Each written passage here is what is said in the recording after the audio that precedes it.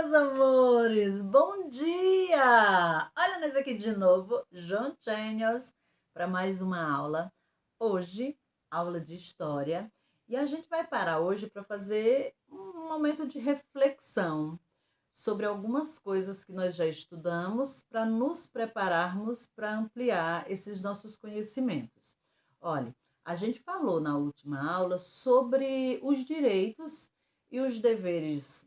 Falamos sobre cidadania e sobre os direitos e os deveres que todo cidadão tem. Eu, você, independente de ser adulto, de ser criança, e não são apenas os cidadãos que têm direito. Os animais têm direito, os animais têm. Há um estatuto só para os animais, há um estatuto só para os idosos, há um estatuto só para as crianças, há um estatuto só para os consumidores. E nesses estatutos vem a listagem desses direitos que todos nós temos. E aí, quando a gente fala de cidadania e de direitos e de deveres, a gente precisa parar. Já fizemos isso na aula passada e precisamos continuar sempre tendo esses momentos de reflexão para saber o que é cidadania. E esses direitos, eles estão sendo respeitados? E os nossos deveres, as nossas obrigações, nós estamos cumprindo com elas para ter esses direitos garantidos? Quem é que pode nos ajudar a garantir esses direitos? E se esses direitos não estiverem sendo garantidos, a quem nós vamos recorrer? Então, faz-se necessário que, além de conhecermos, além de sabermos disso, termos essas informações, também se pare e se reflita um pouco sobre. Então, a gente falou sobre muitos direitos na aula passada, sobre muitos deveres também. E aí, hoje, a gente pode ampliar isso falando sobre as questões da cidadania e sobre as questões do viver em comunidade. Por quê? Esses direitos e esses deveres, eles não foram criados à toa. Eles foram criados para nos ajudarem a viver em harmonia em uma comunidade. E o que é uma comunidade? A comunidade é o espaço onde nós vivemos e dividimos com outras pessoas, porque ninguém vive só. Por favor, ninguém vive só e nem deve viver. Então, eu vivo a minha casa, ela já é uma comunidade, porque eu divido ela com os meus filhos, eu divido ela com os meus sobrinhos, eu divido ela com as pessoas que visitam a minha casa, eu recebo os meus amigos, e para isso, primeiro, eu também não moro sozinha, solta no mundo. Do meu lado direito, do meu lado esquerdo, na minha frente, lá na outra rua, tem outras pessoas também morando. Então, quando eu falo dessas comunidades, eu posso começar dessa comunidade pequena, que é a minha casa, que dentro dela eu preciso ter essas regrinhas de boa convivência, que é exatamente isso, direitos e deveres. Então, eu vou ter direitos dentro da minha casa, porque a casa é minha, mas eu também, tanto eu como as pessoas que convivem comigo dentro de casa, também terão seus deveres. Pronto. Eu tenho direito a ter uma alimentação de qualidade na hora certa dentro da minha casa. Mas quem é que vai fazer essa alimentação? Eu tenho o dever de fazer a minha alimentação para eu ter essa alimentação. Ou, se eu não tiver tempo para isso, alguém da minha casa ser escalado para cumprir essa tarefa de fazer a comida para que todos nós, na hora certa, nos alimentamos. Então, eu preciso pagar o meu aluguel, se a casa for minha, eu preciso pagar as parcelas dessa casa, enfim. Isso é minha obrigação. Então, eu tenho o direito de viver nessa casa, porque eu pago o aluguel dela, porque eu a comprei, enfim. Mas aí eu vou ter a obrigação de, se é de aluguel, pagar o aluguel no dia certo. Se eu comprei e ainda tenho parcelas para pagar, quitar essas parcelas. Se eu comprei e não tenho mais nenhuma parcela para pagar, ainda assim eu vou ter a obrigação de manter essa minha casa limpa, de manter essa minha casa asseada, de manter as paredes pintadas, enfim, porque tudo isso é como se fosse um esqueleto, é uma dinâmica onde o direito e o dever vão ter que estar sempre, como a gente falou na aula passada, aqui, ó, juntinhos, nesse equilíbrio. Se perder esse equilíbrio, ou para um ou para o outro, deixa de acontecer o que nós chamamos de cidadania plena ou de direitos democráticos plenos, seja na minha casa, seja fora da minha casa. Pronto. Aí, como eu falei para vocês, não estou sozinha no mundo. A minha casa não está lá deslocada no meio do mundo sozinha. Então, tem vizinhos na direita, tem vizinhos na esquerda, tem vizinhos na minha frente, tem vizinhos na outra rua. Eu posso ser aquela pessoa bagunceira, então eu tenho direito, porque a casa é minha. Eu tenho o direito de ouvir a música que eu quiser, porque a casa é minha. Mas eu posso ser aquela pessoa bagunceira que coloca a música a toda altura e fica dançando e gritando dentro de casa? Não, porque eu preciso respeitar os meus vizinhos. Então eu preciso manter a minha música em um tom equilibrado para eu não prejudicar o meu vizinho, porque vai que ele está estudando. Olha, eu, por exemplo, gravo aqui as minhas aulas, entro para o quarto, fecho porta, fecho, enfim, tento manter tudo. Mas se porventura o vizinho liga a furadeira lá na casa dele, vai atrapalhar. Então vai ser um barulho que vai atrapalhar a minha aula. Eu vou poder ficar gravando a aula com o vizinho com a furadeira? Não vou, senão vocês não vão me ouvir.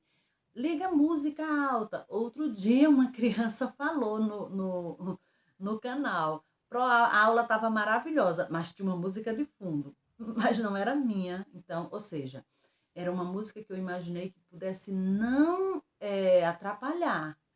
E algumas crianças perceberam. E aquela música que o vizinho estava ouvindo, de uma certa forma, atrapalhou a criança compreender melhor a aula. Ou seja, uma aula que ele poderia ter entendido assistindo uma única vez, ele teve que assistir mais de uma, porque a música que estava no fundo da aula, que era do vizinho do lado, estava atrapalhando. Ou seja, olha aí, eu tenho o direito de ouvir a minha música? Tenho, a casa é minha, fui eu que comprei a música também, mas eu posso ouvir essa música a toda altura? Não, eu tenho a obrigação de perceber e respeitar o espaço do meu vizinho.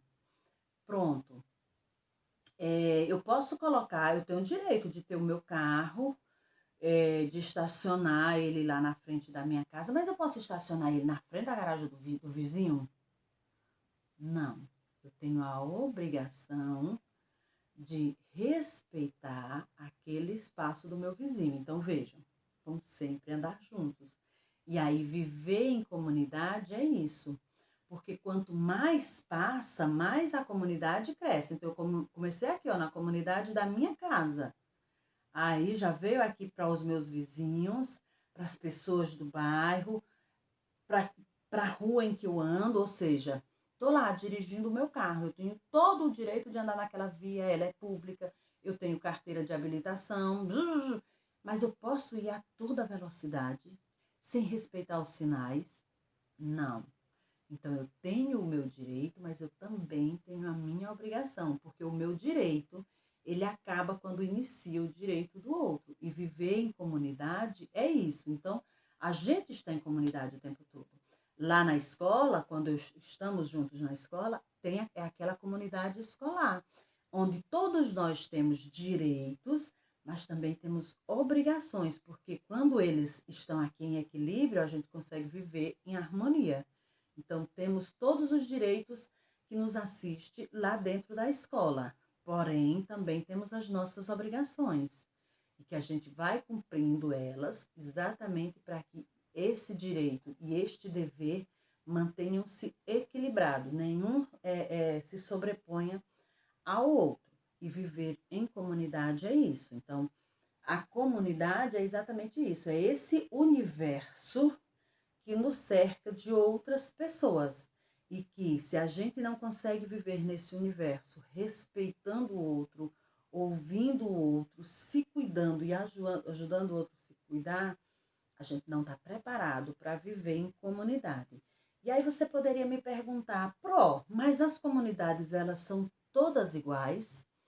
Não, as comunidades elas não são todas iguais. As comunidades elas vão modificar-se, diferenciar-se umas das outras. Os direitos e as obrigações precisam acontecer em todas as comunidades. Porém, a forma de vida da comunidade, o jeito de viver, o jeito de se relacionar da comunidade, ele vai mudar de comunidade para comunidade. Porque, vejam, nós não somos iguais. Então, por que as comunidades seriam? Até a nossa formação, ela não é igual, não é todo mundo do mesmo jeitinho. Vejam, para a formação do nosso povo brasileiro, por exemplo, a gente já estudou nas aulas de história, sobre a história do Brasil, que a gente sabe que inicialmente aqui no Brasil só viviam os indígenas, e que os indígenas viviam em pequenas tribos, é, em comunidades. Vocês sabem, inclusive, como é que era a dinâmica dessas comunidades tribais, dos indígenas brasileiros. E aí, com o decorrer do tempo, chegou-se aqui ao Brasil o dito homem civilizado, os europeus. E aí é normal a gente falar sempre dos portugueses, mas não foram só os portugueses. Na época em que os portugueses chegaram aqui ao Brasil, o Brasil também era. Deixa eu procurar uma palavra que não seja tão grosseiro. Aqui nas terras brasileiras também recebíamos visitas, pronto. Então, além dos portugueses, as terras brasileiras também recebiam visitas de holandeses, de franceses, de espanhóis. É que os portugueses, por questões mesmo de poder e questões mesmo de decretos. A gente também já falou sobre o Tratado de Tordesilhas e tudo, então, até mesmo por questões de decreto, os brasileiros acabaram ficando aqui por muito mais tempo e colonizando o nosso país. Mas quando se fala na chegada de outros povos, não foram só os portugueses os primeiros a chegar, não. Quando os portugueses vieram para o Brasil, outros povos também nos visitavam com uma certa frequência, dentre esses os que eu falei para vocês. E aí, tínhamos os indígenas, que eram os nativos aqui da terra, ou seja, os naturais, os donos, digamos assim. Chegou-se então os portugueses, que já tinha uma etnia diferente, tinha uma forma de vida muito diferente, ou seja, duas comunidades completamente opostas. A comunidade indígena que vivia na mata, que tinha o seu próprio idioma. Na verdade, cada tribo deste Brasil gigantesco tinha o seu, idioma, o seu jeito de viver diferente. E aí chegou-se esse povo dito civilizado com uma outra forma de vida e que, de uma certa forma, foi se misturando à do indígena. Inicialmente um pouco sutil e, nos dias atuais, já de uma forma bem mais ativa. E com o decorrer do tempo, os portugueses precisaram de mão de obra, de pessoas para trabalhar, porque os indígenas não davam conta e não queriam se submeter à forma de trabalho que o povo branco, o povo português, o povo europeu propunha a eles. E aí o que esse povo europeu fez? Ele teve que buscar uma mão de obra fora do Brasil. E aí ele começou a trazer para cá uma outra nação, que também tinha uma outra forma de vida, que eram os africanos. Então, imagine, três extremos praticamente, pode-se dizer assim. Ou seja, então, quando a gente fala em comunidade, vejam, só nesse momento aí a gente tinha 3 formas de comunidade diferentes.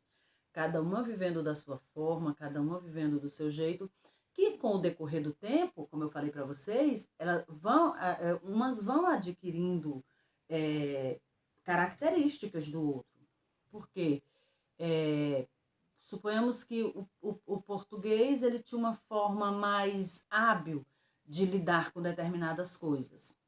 Fazia determinadas ações mais rapidamente, com mais eficácia. Obviamente que o indígena E o africano, percebendo isso, vão se apropriar disso para fazer os seus afazeres de uma forma mais rápida e mais prática, e assim sucessivamente.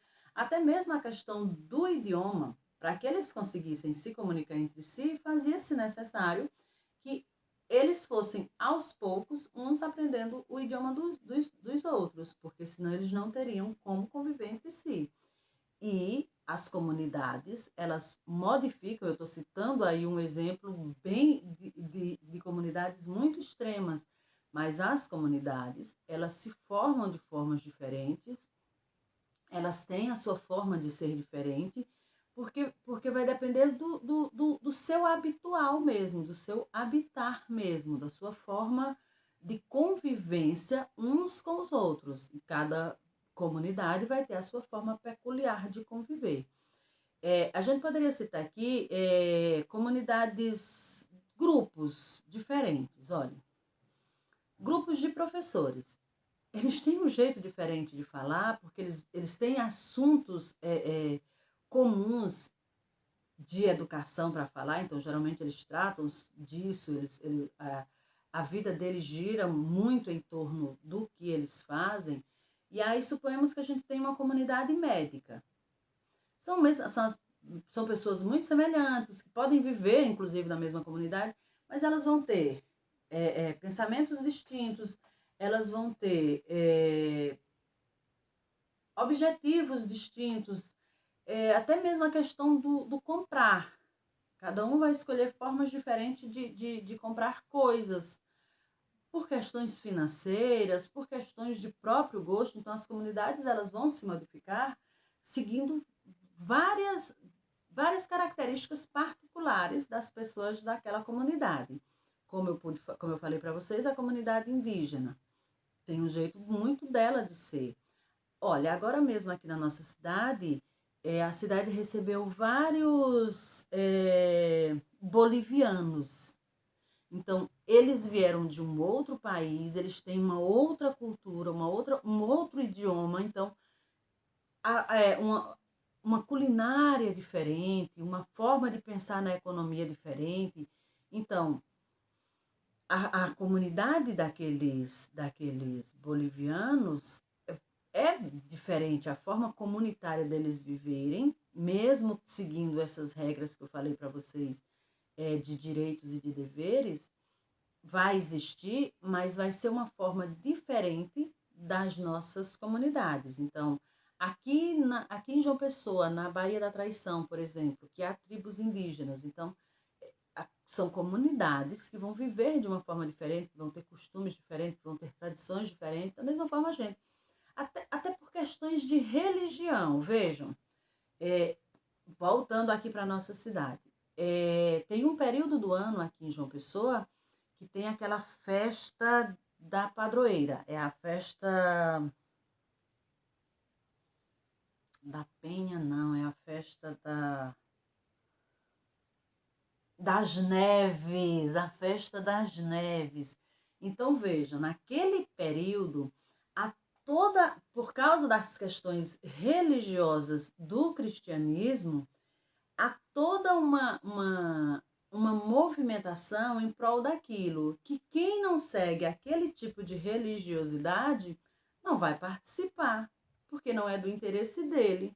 E quem segue aquelas tradições religiosas vai fazer questão de ir, de ver, de ir à missa, de acompanhar a procissão, enquanto que os evangélicos não vão participar, porque não faz parte da forma comunitária deles viverem. Pessoas de uma outra religião, de religião de raiz afro, da mesma forma. Então, tem a festa de Iemanjá, que eles descem aqui na